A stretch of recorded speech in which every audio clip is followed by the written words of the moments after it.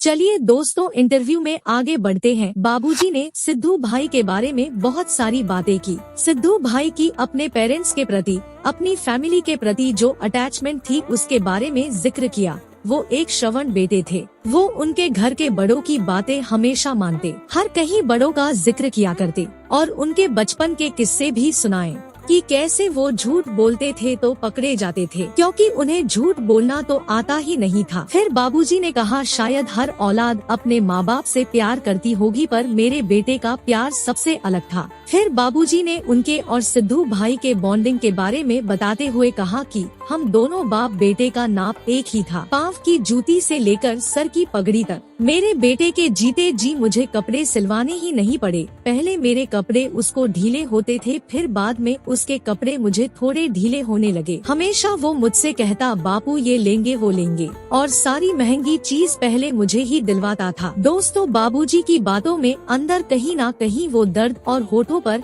हल्की सी मुस्कान थी, जैसे बातें करते हुए सिद्धू भाई के दृश्य उनकी आंखों में घूम रहे हो। आप लोग भी ये इंटरव्यू जरूर देखना। आपको पंजाबी समझ आए या ना आए, पर बाबूजी की फीलिंग आपको समझ जरूर आ जाएगी। दोस्तों, फिर बाबूजी ने सिद्धू भाई के सॉन्ग्स रिलीज की भी बात की। एक साल में 2 गाने रिलीज होंगे, एक उनके जन्मदिन पर 5 जनवरी को और एक सिद्धू भाई के जन्मदिन पर 11 जून को। मतलब ये दोनों डेट तो फिक्स ही है। गानों की बात निकली थी तो रिपोर्टर ने कहा कि सिद्धू भाई लिखते भी बहुत अच्छा थे, तो क्या उन्हें लिखने के लिए कुछ खास जगह की जरूरत पड़ती थी?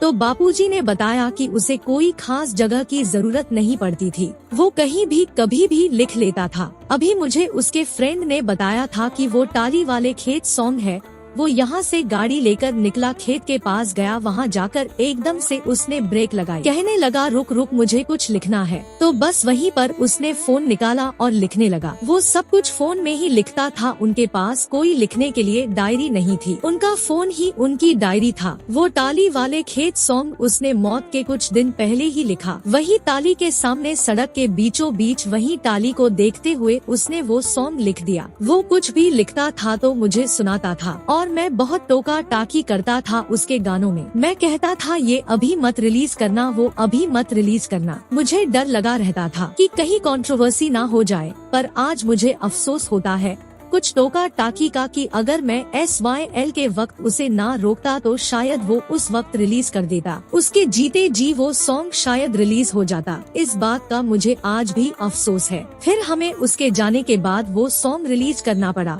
दोस्तों, ऐसी बहुत सी छोटी बड़ी बातें की जिसे सुनकर लगता है कि बस सुनते ही जाए। सारी बातों का हम हिंदी ट्रांसलेट तो नहीं कर पाएंगे दोस्तों, बस एक आखिरी बात बता देते हैं। फिर रिपोर्टर ने पूछा कि 29 मई को जब सिद्धू भाई घर से बाहर गए उस दिन क्या हुआ था, वो हम आपके मुंह से सुनना चाहते हैं। तो बाबूजी ने कहा कि 11 से लेकर 3 तक तो सोता ही रहा। 3 बजे उठा तो उसकी माँ ने कुछ खाने को दिया। मैं भी तब खेतों से आया था, मुझे किसी गाड़ी पर शक हुआ। फिर मैंने उसको बताया कि मुझे गाड़ी शक्की जैसी लग रही है, कैमरे के आगे आकर वो लोग अपना मुंह ढक रहे हैं। तो सिद्धू ने कहा कि पापा आप बहुत डरने लग गए हो। मेरी बात को उसने उल्टा ले लिया, कहने लगा बापू तू अब पहले वाला फौजी नहीं रहा। बस इसी करके मैं उसकी बातों में आ गया। 4:30 का टाइम था। उसकी माँ किसी के बैठक चली गई, गांव में किसी की मौत हो गई थी। मैं बाहर बैठा गनमैन के पास, फिर वो बाहर आया, कहा कि चलिए। मैंने कहा मैं चलूं बेटा साथ? तो उसने कहा डैडी आपके पूरे कपड़े गंदे भरे हैं। मैं भी उस वक्त खेतों से आया था तो कपड़ों में मिट्टी मिट्टी लगी थी। तो उसने कहा बस मैं यही पास में जा रहा हूँ, गोलगप्पे खाकर वापस आ जाऊंगा। उसने कहा कि आप सीधे खेत आ जाना। हमने तब खेतों में पौधे लगाए थे, तो उसने कहा कि मैं अभी आ रहा हूँ, गोलगप्पे खाकर साथ में पौधों को पानी देते हैं, मैं अभी आ रहा हूँ। बस ऐसा कह के वो चला गया। फिर भी मेरा मन नहीं माना, मैं पीछे पीछे गया, पर किसे पता था ये सब हो जाएगा। सरकार आई है, हुआ है जी सरकार